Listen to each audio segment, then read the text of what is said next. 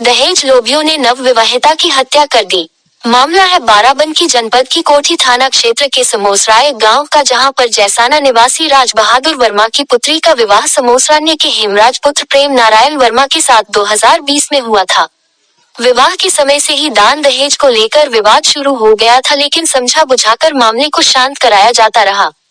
इसी बीच नैन्सी ने एक पुत्री को जन्म दिया। पुत्री को जन्म देते ही विवाद और गहरा गया। ससुराली जनों का कहना था कि लड़की को जन्म क्यों नहीं दिया। ससुराली जनों ने नवविवाहिता नैन्सी को इतना प्रताड़ित किया कि उसको अपनी पुत्री को मायके भेजना पड़ा और 4 वर्ष से लगातार मैके पक्ष वाले ही नैन्सी की पुत्री का पालन पोषण कर रहे थे। अंततः दहेज लोभियों ने दहेज कम मिलने और पुत्री को जन्म देने के कारण 25 मई को नवविवाहित नैन्सी की हत्या कर दी। इसके बाद पीड़ित पक्ष को धमकी दी गई कि अगर वो पुलिस कार्रवाई करेंगे तो उनके परिवार वालों को जिंदा नहीं छोड़ेंगे। फिलहाल कोठी थाने में मुकदमा दर्ज कर पुलिस ने कार्रवाई शुरू कर दी। अब तक हेमराज व प्रेम नारायण वर्मा को गिरफ्तार किया गया, जबकि निर्मला दीपचंद राजू, श्यामा देवी पूजा राजू व श्री कृष्ण फरार चल रहा है। पुलिस हत्यारोपियों को पकड़ने के लिए लगातार दबिश दे रही है। देखिए बाराबंकी से बी एक्सप्रेस के लिए राम प्रकाश की रिपोर्ट। बी एक्सप्रेस न्यूज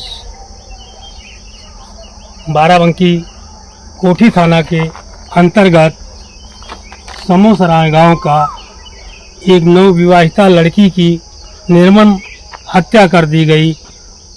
उनके पिताजी से मेरी कुछ बातचीत चल रही है, वो बताएंगे कैसे क्या हुआ। भैया बताइए आप। भैया हमारा नाम राज बहादुर वर्मा है, मैं जैसाना का रहने वाला हूँ, थाना गोसाईगंज है। हमने अपनी लड़की नैन्सी की शादी समोसराय में की थी हेमराज के साथ, जिसकी कि उसके सास ससुर जेठ जेठानी दहेज को लेकर के प्रताड़ित करते रहते थे। अच्छा, ये मामला जब से शादी की तब से चल रहा था? तब से चल रहा था। ठीक, हम अकेली लड़की थी हमारी, तो इसलिए हम उसको समझा बुझा देते थे। मतलब इसके ऊपर आपने कोई कार्रवाई नहीं की? कभी कोई कार्रवाई नहीं की। एक बार हमारी लड़की को घर वालों ने मिलकर पीटा था दीपावली के दिन, ठीक, जिससे कि हम 10 बजे रात में गए थे तो डांट फटकार करके चले आए थे। तो इन लोगों ने हमसे कहा था कि संबंध बनाना चाहते हो या बिगाड़ना चाहते हो। मतलब आप लड़की को लाए नहीं थे? हाँ, तो हमने कहा नहीं, हम संबंध बिगाड़ना नहीं चाहते हैं, तो हम लड़की को नहीं लाए थे। समझी ने कहा कि ठीक है, मैं कल इसको तुरंत दवा दिला दूंगा, जो चोट वोट लगी है गलती हुई है। तो तीसरे दिन दूज को जब हमारी लड़की हमारे घर आई तो हम नहीं लाए थे कि विवाद बढ़ जाएगा। तो हम बताया कि पापा एक भी दवा नहीं हमको दिलाए हैं, वो ठोट तब भी फूट गए थे इसके। तो ये प्रेम नारायण और इनके जेठ जेठानी मिल करके मरवाए थे। शादी के बाद से हाँ, एक भी प्रकार से कहीं भी इसको संतुष्टि नहीं मिली। उसके बाद जब लड़की को हमारी खाने भर के लिए सिर्फ अलग किया गया, मकान तो अलग अलग था नहीं, एक में सब लोग रहते हैं, कोई ऊपर बनाता, कोई नीचे बनाता, कोई कमरे में बनाता खाता है। तो ये लड़का वहाँ काम करता था टाटा कंपनी में, टाटा टिल्को या कोई वही है मटियारी में कहीं, वही है। हाँ, तो वहाँ काम करने लगा। उसके बाद से ये दोनों अपन जीवन यापन कर रहे थे। तो हमको बाहरी ऊपरी दिखाव में कभी कोई दिक्कत मियाँ बीवी में नहीं आई, इसलिए हम संतुष्ट थे। अंदरूनी क्या इनके घर में चल रहा था, क्या नहीं चल रहा था, उससे हम अनभिज्ञ थे। जिसको ले करके बाइज्जत भली बात हमारी लड़की शनिवार को शाम को हमारे घर आई अपने हस्बैंड के साथ। रविवार को लखनऊ घूमने गई, घूम करके आई और शाम को दोनों लोग खा पी करके यहाँ से निकल गए। निकलने के बाद फिर हमारी लड़की से हमसे कोई बात नहीं हुई, ना कोई मुलाकात हुई। इतवार शाम को गए, सोमवार शाम को हमको सूचना 5 बजे मिली कि आपकी लड़की ने फांसी ली। अब इस बात पर जब हम मौके पर पहुँचे तो परिवारीजनों ने, सास ने बताया कि इसको सांप ने काट लिया है। जेठानियों ने बताया कि बेड पे बेहोश हालत में पड़ी थी, हमने देखा। मतलब कोई एक बात को लोगों ने नहीं बताया, अलग अलग करके नहीं बताया। किसी ने कहा सांप काट लिया, किसी ने बताया। जब दामाद ने हमारे घर को फोन किया था तो उसने बताया कि मम्मी लड़की ने, आपकी बिटिया ने फांसी लगा ली। तो हमने जब उसका गला उठा के देखा तो उसमें हमको निशान दिखा जब गला दबने का, तब हम जा करके उनसे पूछे अपने समधी से कि भाई हुआ क्या, ये बताओ। तो कहे भैया कुछ हमको पता नहीं कैसे क्या हुआ, हम तो बाहर थे घर के। तो हमने कहा आपको पता नहीं है, हमको पता चला फांसी, और इसके ये गले में फंदा कैसे लगा। अच्छा, जब इसके आपने देखा कि इसके गले में फंदा पड़ा था, नहीं था, हाँ। रस्सी के निशान बने थे, हाँ। इसके बाद इसका शरीर कैसा था? इसका शरीर भैया ओठ नीले थे, हाथों में जो है छत्ते पड़े हुए थे नीले नीले चखत्ते जैसे, और सीने पर एक पिन जैसा कुचले का निशान दिख रहा था। बस यही हालत थी। उसके बाद जब हमने देखा तो पूछा, वो लेटी हुई थी, दुपट्टा ओढ़ाए हुए थे, पैरों में जो है धागा बांधे हुए थे, सर के नीचे तकिया रखे हुए थे। ऐसा करने के जब हम स्थिति देखे, जब उनसे पूछे तो बताया भाई छल्ले में फांसी लगाया। तुमने कहा किस छल्ले में? छल्ला देखे तो 8 फुट की लगभग स्लेब होगी, नीचे बेड पड़ा हुआ था। तो हमने कहा कि खोला किसने? कहा हमने अकेले खोला है। किसने? समधी ने, प्रेम नारायण हमारे समधी हैं। अच्छा। उन्होंने बताया कि हमने जब देखा तो हमने खोला है, तो उससे काटा चाकू से। तो हमने कहा चाकू से जब काटा तो क्या ऊपर का हिस्सा छल्ले का भी तुमने कपड़े का खोल लिया? कहे हाँ हम वो भी खोल लिए। तब हमारी समझ में ये बात नहीं आई कि आदमी जहाँ से काटेगा तो अपने परिजन को देखेगा या छल्ले का कपड़ा खोलेगा। ठीक, तो ये हमारी लड़की के निर्मम हत्या इन लोगों ने किया है। कैसे किया है? अगर कोई दिक्कत उसको होती थी तो वो शेयर करती थी। तो आपने FIR किया है? हमने पीएम हाउस जाने के बाद जब कल उनके रिश्तेदारों ने हमको धमकी दी। किसने धमकी दी आपको? इनके एक रिश्तेदार इंधौलिया के रहने वाले श्री केशन हैं, उन्होंने हमको धमकी दी कि अगर कोई कार्रवाई तुम लोग करोगे तो हम हर तरीके से सक्षम हैं, हम FIR भी गायब करवा सकते हैं, तुम्हारी ये PM रिपोर्ट भी चेंज करवा सकते हैं, और हम कई केसों में इन्होंने ये एहसास दिला रहे हैं। हाँ। कि मैं शासन और प्रशासन में मेरी बहुत पकड़ है। हाँ, तो इन्होंने कहा कि हम कई बार जो है जेल भी हो चुके हैं, और ज्यादा करोगे तो हम आपके व आपके परिवार को जान से मार देंगे। मार देने की भी धमकी बराबर दे रहे हैं। धमकी दी। फिर उसके बाद फिर भी धमकी दिया है। अब उसके बाद जब हम वहाँ गए मौके पर, सरैया गांव में लड़की का शव दफन करवाने के बाद हम चले गए वहाँ पर। हमारे यहाँ की औरतों को वहाँ की औरतों ने मारने पीटने पर आमादा हो गई। किसी तरीके से हम लोग वहाँ से झगड़ा बचा करके निकल आए। आने के बाद हम थाने गए, वहाँ पर तहरीर दी। तहरीर में हमारे दामाद हेमराज को पुलिस वालों ने हिरासत में लिया है। बाकी थाना अध्यक्ष ने आश्वासन दिया है कि FIR दर्ज करके इन लोगों पर उचित कार्रवाई की जाएगी। मैं Ram Prakash, be express news, Barabanki. ये जो कल घटना हुई है नैन्सी के साथ, क्या पूरा मामला है और आप उनके कौन हैं? हम उनकी आंटी जी हैं। अच्छा, बिटिया की। हाँ। तो बिटिया के जो पोस्टमार्टम से लाश लेके आए तो बिटिया का लेके चले गए। लेके उसके बाद में हम तो लोग कुछ नहीं कहे। तो जो उनकी सास माता बैठी रहे वही आगे आई, कहीं की 4-5 फांसी हमारे गांव में भाई हैं, आज तक का कोई कुछ कर नहीं पावा है। और देखी तो तुम बच्चे का कर लिया हो, तो हम बच्चे कुछ नहीं बोले। बस वो इतनी जोर से इबित इबित करे लागी मार कि जान पड़ा कि लड़ाई करे जाती है। अब वही में हम गिर गए वही जगह। अच्छा, आपको हाँ, मतलब बहुत जोर से जैसे कि लागे कि लड़ाई आई है, वही बिचा में आ गई। बस वही जगह से नहीं, हम पूरे अंगूठा में यहाँ पता नहीं का लाग गवा भाई बिच्चा की जैसे नस कट गए कि का होगा, खून नहीं बन पड़ा, हम ही का अंगूठा दाबे रहे। क्या हुआ? बस इमा हमका लगा कि कुछ मार दीन। अच्छा। हाँ, अंगूठा में मतलब ऐसे बिच्चा माई घुस गई। बस हमारे इमा बहुत तेजी से, हाँ पता नहीं, अब उनकी जेठानियाँ 4-5 जनी रहा, हम चिन्हे नहीं पाए।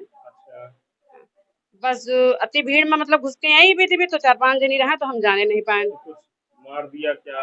पता नहीं, मैं कुछ मार देन कि कुछ हमका लागत कुछ हाथ में ले रहे। हाँ, हमारे हाथ में अंगूठा में सैगर कट गया। अच्छा। बस इमा खून नहीं बंद पड़ा थोड़ी देर, फिर रास्ते में आए तो हम पट्टी कराएं। अच्छा। बिटिया मिट्टी दवा का। हाँ, अंगूठा काफी कट गया। बस यह बात कहीं, बस तब तक के सब लोग माटी रह के चले आए। बस हम दिखाएं, बस आए पट्टी कराएं तो घरे चले आए। मतलब एक तरह से आपने जब पूछा तो उस पर से वो कुछ नहीं बोली, सिर्फ लड़ाई करे कहीं की तू बच्चे कुछ न कर पाई हो, अगर हम सब लोग चाह तो यहाँ से नहीं अच्छे से घरे न जा पाई हो। मतलब धमकी भी दे रहे? हाँ, धमकी भी दे कि घरे अच्छे से नहीं जा सकत हो, एक एक का यहाँ का मार के गिरा यही जगह। तो आप क्या चाहते हो इस पर? अब हम यही चाहते हैं कि उन सब लोगों की सजा हुए, हमका छोटी सी बच्ची है उसको मतलब की सहायता हुए, इसकी रेगाही हुई, पढ़ाई लिखाई का खर्चा को दे, और जो पहले से बिटिया का साथ नहीं दी ने तो उनके साथ का रहे हैं उनके आजी बाबा। क्या नाम है आपका? हमारा नाम साहिल कुमारी है। अच्छा जी, जिस तरह से ये घटना हुई है नैन्सी के साथ, क्या कौन हो आप नैन्सी की? मैं नैन्सी की बुआ हूँ। अच्छा, नैन्सी की बुआ। तो क्या जानते हो इस संबंध में? इस संबंध में क्या, मैं अपने घर पर थी, हमारे पास फोन गया कि नैन्सी ने फांसी लगा लिया है। ऐसी सूचना हमको मिली। हम अपने द्वार पर ही थे, हमको कपड़े भी नहीं पहनने थे, हम उसी जिस हालत में थे उसी हालत में वहाँ तुरंत पहुंचे। 5 मिनट लगा होगा। वहाँ जब हम गए तो वहाँ पर हमारी बेटी को एकदम बढ़िया कथरी उथरी बिछाई थी, सर के नीचे तकिया था, पैर जो थे वो पेचक के तागा से, काले तागा से बंधे हुए थे। जब हम वहाँ पर पहुंचे तो चादर ऊपर से उड़ाया हुआ था, और ये जो ओठ थे ये काले थे। तो हमने वहाँ जब हम पहुंचे तो वहाँ पर उनकी सास बैठी थी, और दूर पर उनकी जेठानी थी, बहुत दूर बैठी हुई थी। तो जब हम पहुंचे तो उनसे पूछा कि हमारी बेटी को क्या हुआ है, तो उन्होंने बताया कि बेड पर ऐसे लेटी थी, और जब हम वहां पर गए इनको पलथा दिया तो इनके कुछ नहीं था। पहले यह बात बताई नुई। उसके बाद में फिर जब हम चद्दर हटावे लगे तो हमका चद्दर नहीं हटावे दी, तो उनका हम हाथ हटाए, हम कहें हमका शरीर देखे दियो। तो जब हम हाथ धरे छत्ता पर आँखी खोले तो कुछ नहीं रहा है, शरीर ठंडा रहा है। फिर हम कहें जब हाथ देखें तो हाथ उनके इतने नीले रहे दोनों। तो हम कहें कि हाथ कैसे नीले होगी, हमका साफ साफ बता दियो का हुआ है। तो कहें कि सुबह नागिन निकली रहा है घर पर, और जब वह निकली रहा तो हम गोबर वोबर लगा दे बिलमा, मतलब जो ने चली गए। तो हम कहें कि काटे न कोई के रे, हमरे भले काट ली हो, ऐसी बात उनकी सास बताई। फिर हम कहें कि तुम लोग यह बात बताओ हो, ओ हेमराज हमरे पास फोन करी न है कि नैन्सी फांसी लगा ली है। तब उनकी सास थोड़ी देर कुछ नहीं बोली। उसके बाद उनकी जेठानी कहें कि हाँ फांसी लगा ली। तो हम कहें कहाँ लगाई, तो कहे ऐसे इशारा करें, कहें तो बगल में लगाई। तो जो चद्दर रहा है वहाँ बेड रहा है तो वो एकदम बढ़िया फ्रेश रहा है। वो चद्दर पर एक सिकुड़न भी नहीं रहा कि एक सिकुड़न रही होते, एकदम फ्रेश रहा। ऊपर देखें छल्ला में कोई कुछ रही नहीं करे, चप्पल बढ़िया बकायदा नीचे रखे रहे, कुछ उबड़ खाबड़ सामान नहीं पड़ा रहा है। हाँ, बस यही, छल्ला पर ऊपर कुछ भी नहीं बंधा रहा है, ना वहाँ पर रोपट्टा था। हमने पूछा कि मतलब क्या वहाँ पर जो छल्ला आप बता रहे हो कि छल्ला था, लेकिन वहाँ पर कोई ऐसा निशान या कोई चीज, वो कोई कपड़ा, दुपट्टा, अंगोछा, कुछ भी ऐसा कपड़ा नहीं था? क्या सबूतों को मिटाने का प्रयास किया गया? हाँ, सबूतों को मिटाने का प्रयास किया गया, क्योंकि वहाँ ऐसा कुछ लगता ही नहीं था कि यहाँ पर कुछ हुआ है, कुछ भी नहीं लगता था। कोई ना एक रुपट्टा था, ना एक चाकू, ना छुरी, ना चप्पल, कुछ नहीं था, एकदम फ्रेश बढ़िया बहारा झाड़ा अच्छा, झाड़ू। बार बार वो बयान बदलते रहे? हाँ, बार पहले बार। उन्होंने कहा कि इनको कुछ नहीं हुआ, हम जब आए इनको पलटा तब इनके होश नहीं था।